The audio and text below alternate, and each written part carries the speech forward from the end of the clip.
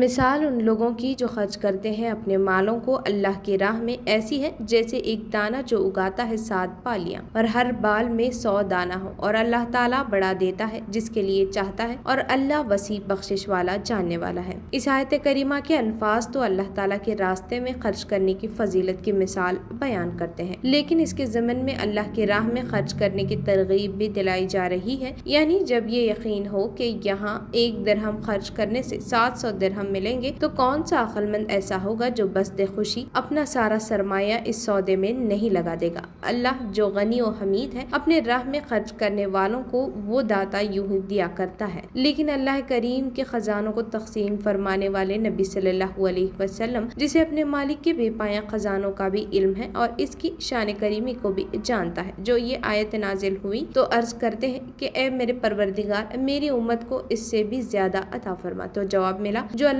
کو قرض دیتے ہیں اللہ تعالیٰ اسے کئی گنا زیادہ دیتے ہیں۔ لب مصطفیٰ صلی اللہ علیہ وسلم کو پھر جنبش ہوئی اور انہوں نے عرض کیا میرے کریم، میری امت کو اس سے بھی زیادہ عطا فرما۔ تو جواب ملا صبر کرنے والوں کو بے حد و حساب اجر ملے گا۔ ان گنت حمد و ثنا اس مولا کریم کے لیے اور بے شمار درود و سلام محبوب محمد صلی اللہ علیہ وسلم پر۔